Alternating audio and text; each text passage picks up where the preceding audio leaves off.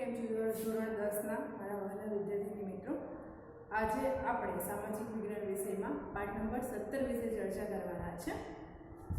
આર્થિક સમસ્યાઓ તો ઘણી બધી છે, સાથે આપણું જ્યારે એવું કહેવામાં આવે છે કે પરમેશ્વર જ્યારે પૃથ્વી ઉપર કોઈ પણ જીવને મોકલે છે, એનો જન્મ થાય છે, પછી એ મનુષ્ય હોય કે કોઈ પ્રાણી હોય કે પશુ પંખી હોય, એના જનતાની સાથે એનો સંઘર્ષ શરૂ થઈ જાય છે।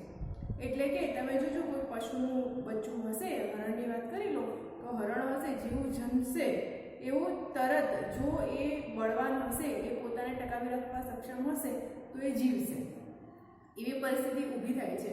હાલ આપણે વાત કરીએ તો જો આપણે કર્મ ના કરતા રહીએ, આપણે કોઈ કામકાજ ના કરતા રહીએ તો આપણું જીવન ટકાવવું પણ મુશ્કેલ બની જાય। જ્યાં સુધી તમારા માતા પિતા છે એ મહેનત કરે છે, તમારું ભરણ પોષણ કરે છે, જ્યારે તમારા માથે જવાબદારી આવશે ત્યારે તમારે પણ કામકાજ કરીને એ પોતાનું ગુજરાન છે એ ચલાવવું પડશે। તો આવી જ રીતે આપણા ભારત દેશની વાત કરીએ તો આપણા ભારત દેશમાં ઘણા બધા પડકારો છે, આર્થિક અને જટિલ સમસ્યા, સામાજિક પણ કહી શકાય। તો આવી ઘણી બધી સમસ્યા છે, જેમ કે ભ્રષ્ટાચાર છે, બેકારી છે, ગરીબી છે, કાળું નાણું છે, ભૂખમરો છે, આવી તો બધી ઘણી એવી સમસ્યાઓ છે કે જેને આપણે એક નાગરિક તરીકે, ભારતવાસી તરીકે અને વ્યક્તિ તરીકે આપણે સામનો કરવો પડી રહ્યો છે, હાલ કરીએ પણ છીએ। તો આ બધી સમસ્યાઓમાં મુખ્ય બે સમસ્યાઓ છે કે ખૂબ જટિલ છે અને એ સામનો ક્યાંક વધતા ઓછા પ્રમાણમાં ક્યાંય ને ક્યાંય કોઈએ કરવો પડે છે। ભારત દેશમાં તો એવું કહેવાય છે કે ગરીબી હેઠળ નીચે જીવતા કુટુંબો ઘણા બધા છે, ગરીબી છે એ વિશેષ પ્રમાણમાં જોવા મળે છે। તો આ ગરીબી એટલે શું, ગરીબી રેખા નીચે જીવતા લોકો એટલે શું, એની આવક મર્યાદા વિશે ખ્યાલ મેળવીએ। અને મેઇન આપણી જે જટિલ સમસ્યાઓ છે, ગરીબી અને બેરોજગારી, કહેવાય છે કે શિક્ષિત બેરોજગારી નવો એક શબ્દ આવ્યો છે। શા માટે શિક્ષિત બેરોજગારી? કારણ કે ભણેલા ગણેલા છીએ, ગ્રેજ્યુએટ છે, પોસ્ટ ગ્રેજ્યુએશન થયેલા છે, માસ્ટર ડિગ્રી મેળવેલી છે, છતાં પણ આપણને ક્યાંય ભારતના ઘણા એવા નાગરિકો હશે, વ્યક્તિઓ હશે કે જેને નોકરી મળતી નથી। એવા લોકો આટલા વેલ ક્વોલિફાઈડ થયા હોવા છતાં પણ એમને ક્યાંય ને ક્યાંય તકલીફ પડે છે ધંધા રોજગાર માટે કે નોકરી માટે, અને ઘરે બેસી રહેવાનો વારો આવે છે, એ બેરોજગાર હોય છે। તો આવી ઘણી બધી સમસ્યાઓ છે, શા માટે છે, શા માટે ઉદ્ભવી છે અને એને દૂર કરવા માટે આપણે કયા કયા પ્રયાસો કરવા પડે અથવા તો કરીશું તેના વિશે આપણે ચર્ચા કરીએ। સૌપ્રથમ ચર્ચા કરીએ આપણે ગરીબી। ગરીબી એટલે શું? તો ગરીબી એટલે આપણે કોને કહી શકીએ કે ખાવા માટે પૂરતું અનાજ ના હોય, પહેરવા માટે કપડાં ના હોય, રહેવા માટે પૂરતી જગ્યા ના હોય। તમે ઘણા એવા બાળકો છે, ફિલ્મમાં બી જોજો કે સિરિયલોમાં કે તમને આપણે બહાર પણ જોવા મળે છે, જ્યારે આપણે રસ્તામાં કે અવર જવર કરતા હોઈએ ત્યારે પણ, કે ખૂબ નાની ઝૂંપડપટ્ટી બનાવીને અથવા તો જે પેલા મોટા મોટા પાઇપોના ભૂંગળા હશે ને એમાં પણ રહેતા હશે એ લોકો। તો રહેવા માટે પૂરતી મોકળાશવાળી પણ જગ્યા ના હોય કે એ પોતે સૂઈ શકે એટલી પણ પૂરતી એમની પાસે જગ્યા ના હોય, ખાવા માટે અન્ન ના હોય, પહેરવા માટે વસ્ત્ર ના હોય, શિક્ષણ અને આરોગ્યની તો વાત જ ક્યાં કરીએ, તો શિક્ષણ પણ ના મળે, એ એમનો મૂળભૂત હક છે, એ પણ એમને ના મળે, એમની આરોગ્યને પણ સુવિધાઓ પૂરતી ન હોય। તો એવી પરિસ્થિતિ જ્યારે ઉદ્ભવે ત્યારે એને ગરીબી કહેવાય। અહીંયા વ્યાખ્યાની રીતે જોઈએ તો અન્ન છે, વસ્ત્ર છે, રહેઠાણ, શિક્ષણ, આરોગ્યની સેવાઓ ન્યૂનતમ માત્રામાં ભોગવવાથી પણ વંચિત રહી જતા હોય, એટલે કે નાના ન્યૂનતમ એટલે કે ઓછી માત્રામાં પણ એ લોકો ભોગવી ના શકતા હોય, પોતાની ભૂખ સંતોષાય એવી રીતે બે ટક એમને બે રોટલી પણ ના મળે, એવી પરિસ્થિતિ જ્યારે સર્જાય અને એવી પરિસ્થિતિ હેઠળ જીવતા હોય એવા લોકો ગરીબ છે, અથવા તો એવી જે સમાજમાં આ પરિસ્થિતિ જે વ્યાપેલી છે એવી સમાજની પરિસ્થિતિને વ્યાપક કે દારૂણ ગરીબી કહેવાય।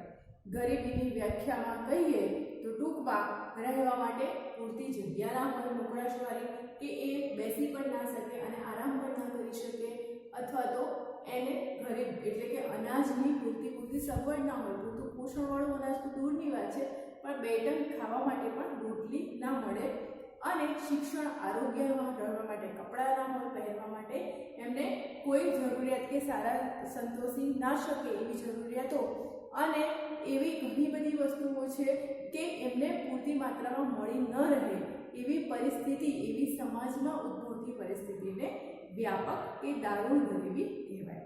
આગળ જોઈએ આપણે ગરીબી રેખા નીચે જીવતા લોકો એટલે કે એને લઘુત્તમ સ્તર ઓછામાં ઓછું જે કહેવાય કે સાવ ડાઉન હોય કે ગરીબી રેખાથી પણ જે પૂરતા પ્રમાણમાં આ બધી સેવાઓ છે એ પૂરતા પ્રમાણમાં પણ મળી ન રહે એવી એકદમ લઘુત્તમ સ્તર ધરાવતા વ્યક્તિ છે એ ગરીબી રેખાથી નીચે જીવે છે એમને કહેવાય. તમે બીપીએલ કાર્ડ ધારકનું નામ સાંભળ્યું હશે. તો બીપીએલ કાર્ડ ધારકો એટલે શું? તો કે એ ગરીબી રેખાની નીચે આવતા લોકો કે જેમને અનાજની પણ પૂરેપૂરી વ્યવસ્થા, પૂરી જરૂરિયાતો સંતોષાતી ન હોય, કપડાની, રહેઠાણની, શિક્ષણની, આરોગ્યની આવી કોઈ જરૂરિયાતો સંતોષાતી ન હોય. તો એ શું હોય, કેવા કેવા લક્ષણો હોય છે આવા લોકોના?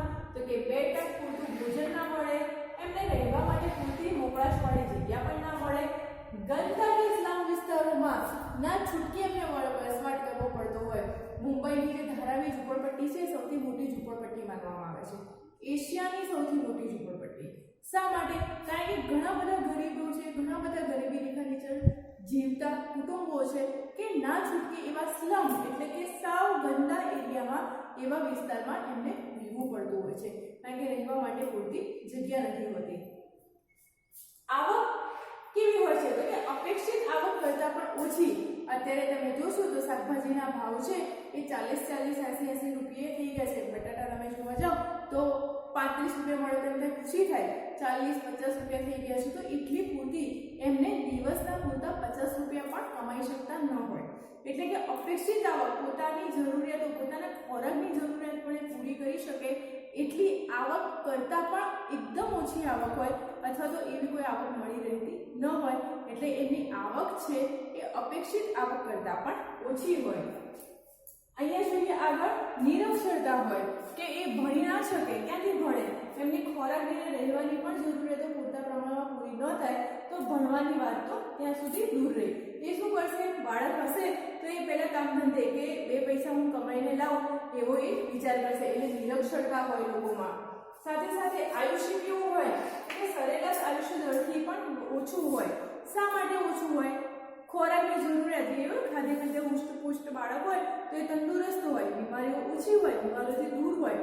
પણ રહેવાની જગ્યા વ્યવસ્થિત ના હોય, મચ્છરો કે બીજા બધા જંતુઓનો કે એવા ગંદા ગટરનું પાણી હોય એવી પરિસ્થિતિ હોય, એવામાં રહેવું પડતું હોય. સાથે સાથે એને ખોરાકની પણ પૂરતી વ્યવસ્થા ન હોય, પોષણક્ષમ આહાર હોય તો પોષણક્ષમ આહારની તો દૂરની વાત રહી પણ એને પૂરતું ખાવા માટે અનાજ ન હોય તો એવા લોકોનું શું થાય છે? તબિયત સારી ના રહે, શરીર છે એ શરીરની પરિસ્થિતિ, શરીરને પોષણ ના મળે તો શરીર શું થાય? શરીરમાં રોગચાળો ઘર કરે અથવા તો શરીર કેવું હોય? તમે જુઓ તો અમુક જે ગરીબ હશે તો કે ગરીબ લોકો હશે તમે જોજો સાવ એ તંદુરસ્ત કે હુષ્ટપુષ્ટ નહીં હોય. શા માટે? કારણ કે અનાજ નથી મળતું, ભૂખ જેટલું પણ અનાજ નથી મળતું. તો એ માટે એમનું શરીર હશે એ શરીર ટકાઉ હશે નહીં. એટલે એમનું આયુષ્ય પણ ઓછું રહેવાનું કે 20-28 વર્ષની ઉંમરમાં તો એ 40-45 વર્ષના લાગતા હશે. અને શરીર આટલી તકલીફોનો સામનો કરતો હોય તો શરીર પણ ટકી શકે એવું તંદુરસ્ત હોય નહીં. એટલે સરેરાશ આયુષ્ય દરથી પણ એમનું જે આયુષ્ય હશે એ ઓછું હશે. નિરક્ષરતા, એટલે લોકોમાં નિરક્ષરતા હશે. એ પહેલાં તો કમાવાનું જ વિચારે કે 2 રૂપિયા લાવીએ અને 2 ટંક જમી શકીએ એટલી વ્યવસ્થા કરીએ, એટલે ભણવામાં ધ્યાન હશે ને. લોકો મોટા ભાગના લોકો હશે નિરક્ષર હશે. પોષણક્ષમ આહારના અભાવે નાના મોટા રોગોથી પીડાતા હશે. પોષણક્ષમ, તમે કુપોષણવાળું બાળક એવું નામ સાંભળ્યું છે ને? કુપોષણવાળું બાળક હશે તમે જુઓ તો એ કેવું હશે? સાવ એને પાછળીઓ દેખાતી હશે, એનું પેટ દબાયેલું હશે, હાડકાં દેખાતા હશે અને સાવ કેવું આમ મરું એવી હાલતમાં હશે. તો એવું પોષણ એને મળ્યું ના હોય તો એની પરિસ્થિતિ, એનું શરીરના પણ ઘાટ વ્યવસ્થિત હોય ને અથવા તો સાવ એવું હોય કે એકદમ કથળી ગયેલી પરિસ્થિતિ હોય. તો એવા રીતે કે પોષણક્ષમ આહાર હોય તો એ પોષણક્ષમ આહારના અભાવે એ શું હોય? તો કે નાના મોટા રોગોથી પીડાતો હોય, નાની મોટી બીમારીઓ હોય એ ઘર કરી ગઈ હોય, શરીરમાં જે રોગ પ્રતિકારક શક્તિ છે એ ઓછી થઈ ગઈ હોય કારણ કે ખોરાક પણ ના મળતો હોય. ભણવાની ઉંમરે એમને મજૂરી કામ ધંધે જવા મજબૂર થવું પડતું હોય. શા માટે નિરક્ષરતા છે? કારણ કે પહેલાં એવું જ વિચારે કે હું 2 રૂપિયા કમાઈને લાવું અને સાથે સાથે હું જમવાની પણ વ્યવસ્થા કરી શકું. અથવા તો જમવાની જરૂરિયાત, તમને કેવું એક દિવસ ભૂખ્યા રહો તો સાંજે કેવી ભૂખ લાગે, હવે એવી પરિસ્થિતિમાં ભણવાની વસ્તુ તો ક્યાં સૂઝવાની છે? શું વિચાર આવશે પહેલા કે હું કંઈક ખાઉં અથવા તો મારી ભૂખ છે એ સંતોષાય. તો આવી પરિસ્થિતિ હશે એટલે ના છૂટકે બાળકોને પણ બાળ મજૂરીનો કાયદો આવ્યો છે, હે ને? તો શા માટે? કારણ કે બાળકોને આવી મજબૂર પરિસ્થિતિમાં પણ એ લોકોને કામ ધંધે જવા માટે આવી પરિસ્થિતિ મજબૂર કરતી હોય છે. બાળ મૃત્યુનું પ્રમાણ છે એ ઊંચું હોય છે. મેં કહ્યું કે કુપોષણ વાળું બાળક હોય એવું જ બાળક જન્મે, જો માતા જ આટલું એને પૂરતો ખોરાક ના મળી રહેતો હોય, આરોગ્યની સેવાઓ ન મળી રહેતી હોય, રહેવાની વ્યવસ્થા ન હોય, તો શું થાય? બાળક પણ કેવું જન્મશે? કુપોષણ વાળું જન્મશે. માટે એને પૂરતા પોષક તત્વો નહીં હોય, સાવ એની ઇમ્યુનિટી રોગ પ્રતિકારક શક્તિ ઊંચી હશે એટલે બાળ મૃત્યુનું પ્રમાણ પણ ઊંચું હશે. વધારે પ્રમાણમાં બાળકો છે એ મૃત્યુ પામતા હશે. આગળ આપણે જોઈએ તો ગરીબી રેખાનો ખ્યાલ છે WHO એ આપેલો છે.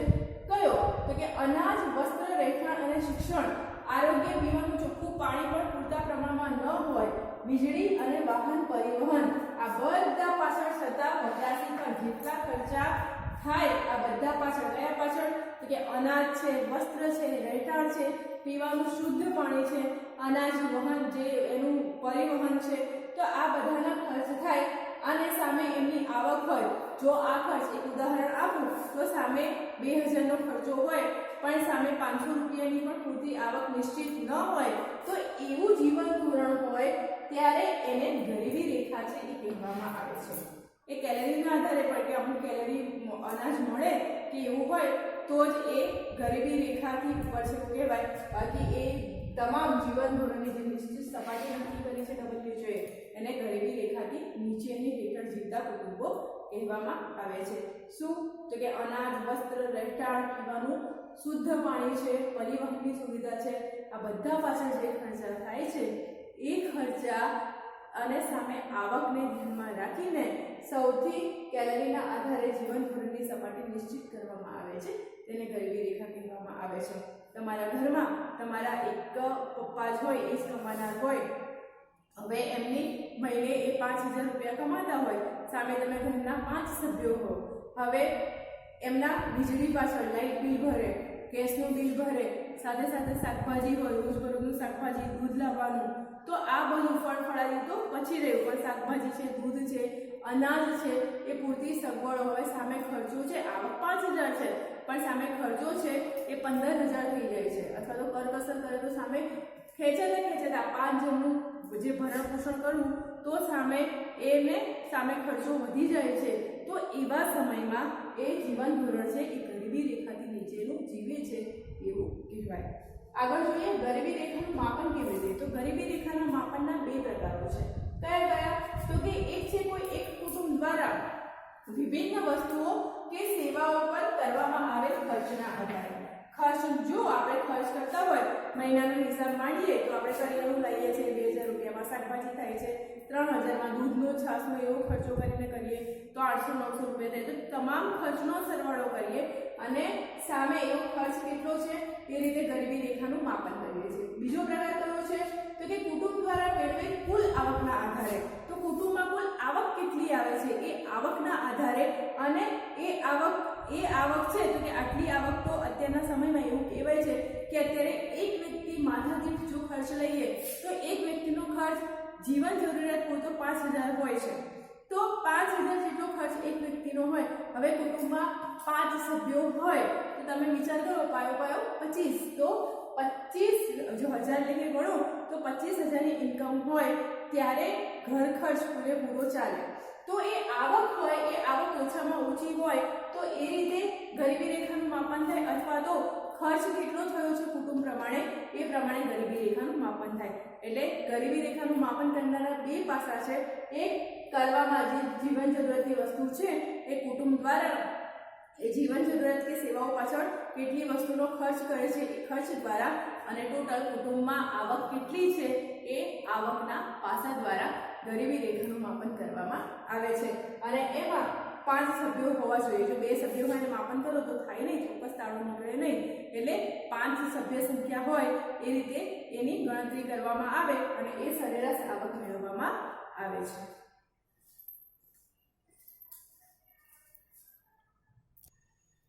વાત કરીએ હવે નિરપેક્ષ ગરીબી કે સાપેક્ષ ગરીબી છે એ કોને કહેવાય? તો નિરપેક્ષ ગરીબીની વાત કરીએ ત્યાં અનાજ, કઠોળ, દૂધ, શાકભાજી અને કપડાં જેવી મહત્વની જરૂરિયાતો છે પોતાની ન્યૂનતમ પ્રાથમિક જરૂરિયાતો પણ એ લઘુત્તમ બજાર ભાવે એટલે કે ઓછામાં ઓછા ભાવે જ્યાં ચાલતું હોય, સસ્તું અનાજ ચાલતું હોય એ ખરીદ કરવા કે એ પ્રાપ્ત કરવા પણ સમર્થ ન હોય, સક્ષમ ન હોય તેવી ગરીબીને નિરપેક્ષ ગરીબી કહેવામાં આવે છે. એટલે સૌથી મહત્વના શબ્દો તમારે યાદ રાખવાના કે અનાજ, કઠોળ, દૂધ, શાકભાજી, કપડાં જેવી પ્રાથમિક જરૂરિયાતો, આ પ્રાથમિક જરૂરિયાતો છે એવી પ્રાથમિક જરૂરિયાતો પ્રાપ્ત કરવા કે ખરીદી શકવા પણ તેઓ સક્ષમ કે સમર્થ ન હોય તેવી ગરીબી એટલે નિરપેક્ષ ગરીબી. વાત કરીએ સાપેક્ષ ગરીબીની તો જુદી જુદી આવક ધરાવતા વર્ગો છે. તો એ વર્ગો બધા છે હવે આપણા દેશમાં છે તો કોઈ 10,000 કમાય છે, કોઈ 5,000 કમાય છે, કોઈ 25 કમાય છે, કોઈ 55 કમાય છે, કોઈ લાખ રૂપિયા કે કોઈ કરોડો પણ કમાતું હશે.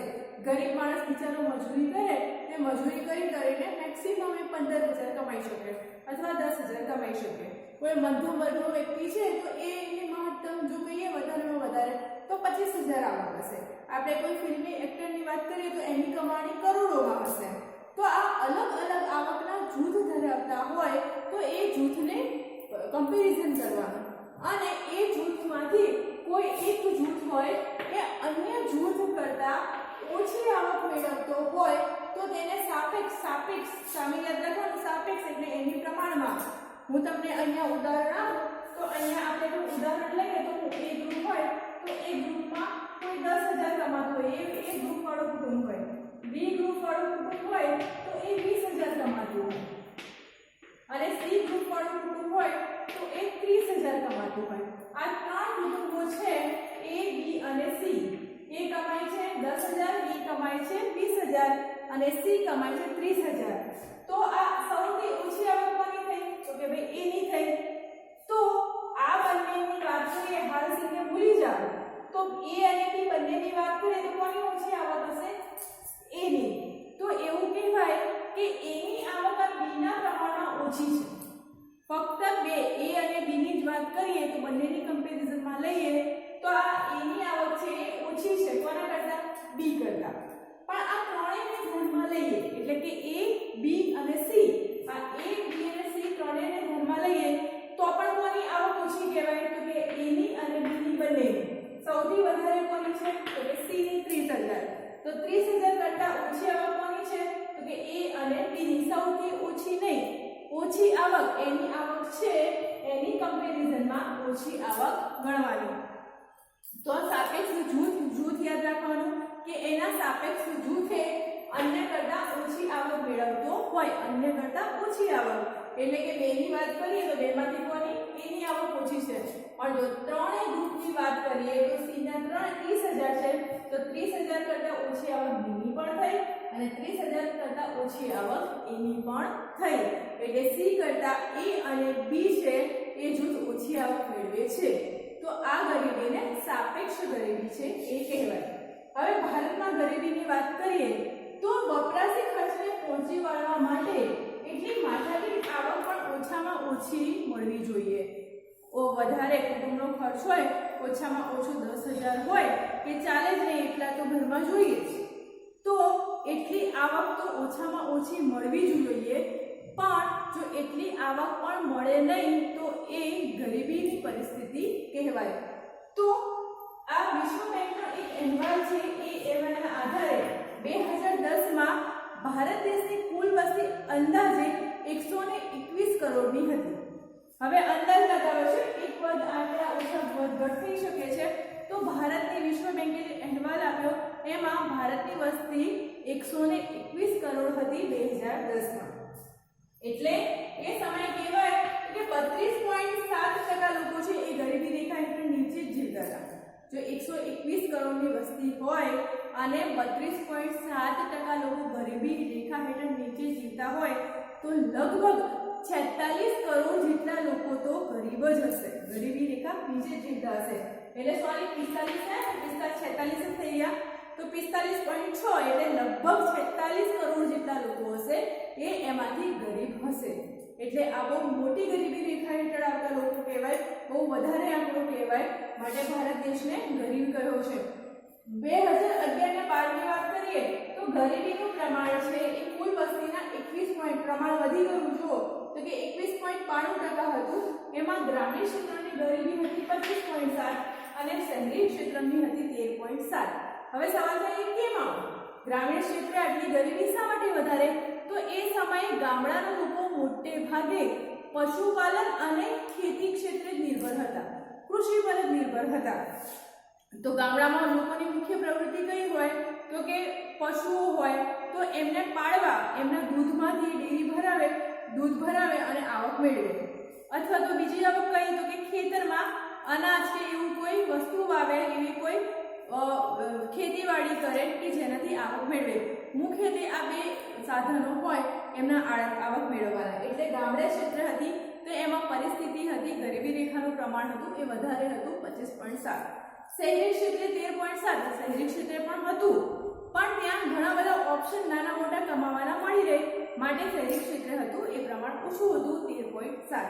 હવે આપણે અલગ અલગ આંકડાઓની વાત કરીએ તો ભારતમાં સૌથી વધુ ગરીબી ધરાવતું રાજ્ય યાદ રાખજો, પૂછવાનું છે અને પૂછાશે કે ભારતમાં સૌથી વધારે ગરીબી ધરાવતું રાજ્ય કયું છે તો છત્તીસગઢ। છત્તીસગઢ સૌથી ગરીબી ધરાવતું રાજ્ય ગણવામાં આવે છે। એનો ગરીબી રેખાનું પ્રમાણ છે એનો આંકડો છે 36.93। છત્તીસગઢ અને 36 યાદ રાખવાનું। તો ગરીબી રેખા સૌથી વધારે ગરીબ ક્યાં છે તો છત્તીસગઢ રાજ્યમાં અને એનું પ્રમાણ છે 36.93। ઓછી ગરીબી ધરાવતું રાજ્ય તો એ ગરીબી વધારે છે કયું તો કે છત્તીસગઢ, ગરીબી ઓછી છે એવું કયું તો કે ગોવા।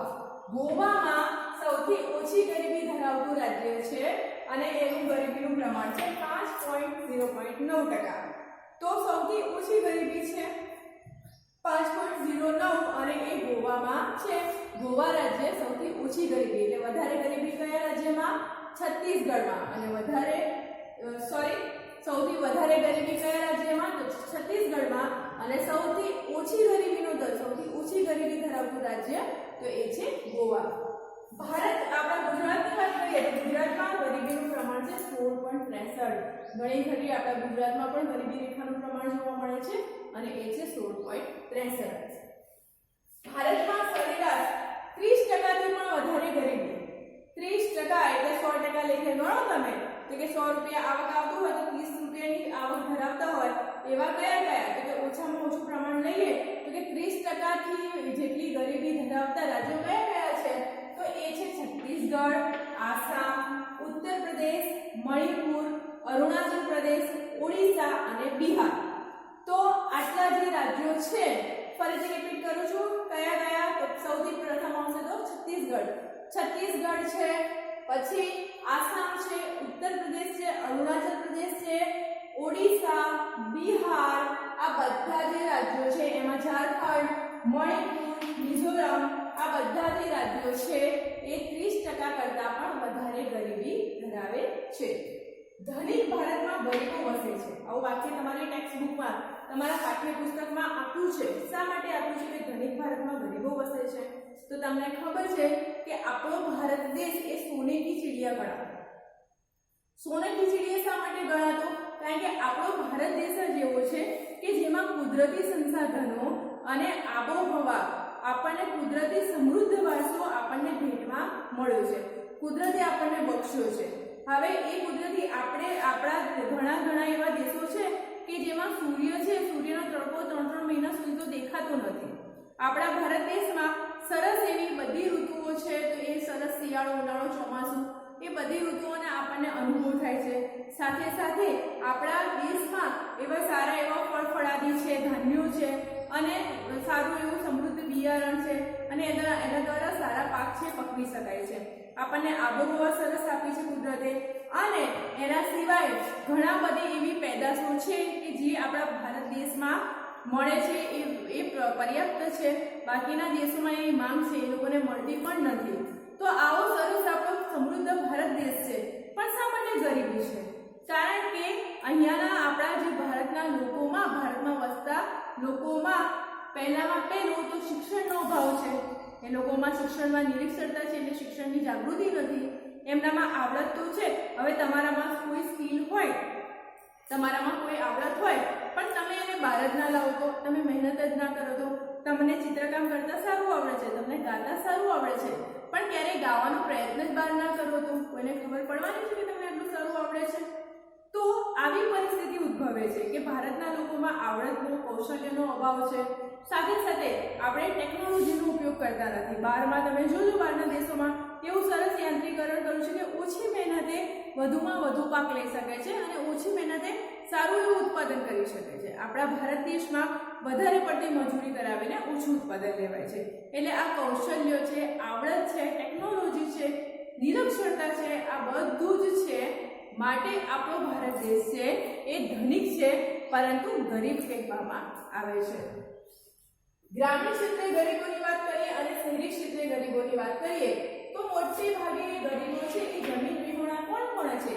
એટલે કે જમીન વિહોણા ખેતમજૂરો છે, ગૃહ ઉદ્યોગ કે કુટીર ઉદ્યોગમાં કામ કરતા કારીગરો છે.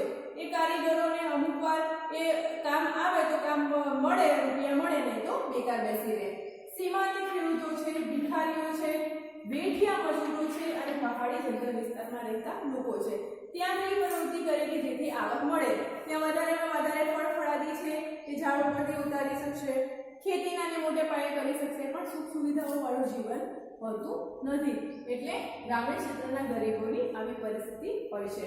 શહેરી ક્ષેત્રના ગરીબોની વાત કરીએ તો કામચલાઉ મજૂર છે, એમને પણ ન્યૂનતમ આવક મળે છે.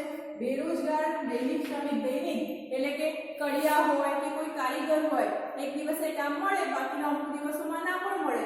એટલે એવું કોઈ એને કામ મળવું એ નિશ્ચિત થતું નથી. એટલે એવો દૈનિક શ્રમિક હોય, ઘર નોકર હોય, રિક્ષા ચાલક હોય, ચા નાસ્તાના લારી ગલ્લાવાળા હોય, ઓટો ગેરેજમાં કામ કરતા લોકો હોય કે ભિક્ષુકો હોય, આ બધાને કેવું છે, ક્યારેક કામ મળે છે તો ક્યારેક નથી મળતું. એવું કોઈ નિશ્ચિત આવકનું પ્રમાણ હોતું નથી. માટે આ શહેરી ક્ષેત્રના ગરીબો કહેવાય છે કે જેઓ પોતાની ન્યૂનતમ જરૂરિયાતો સંતોષવા પૂરતી પણ આવક છે એ મેળવી શકતા નથી. સુખ શાંતિવાળું જીવન તો ક્યાંથી જીવવું એ એમના માટે પ્રશ્ન થઈને ઊભો રહે છે. તો અહીંયા આપણી ચર્ચાનો સમાપન કરીએ છીએ. નેક્સ્ટ વિડીયોમાં અગાઉ આપણે આગળ ચર્ચા કરીશું. Thank you.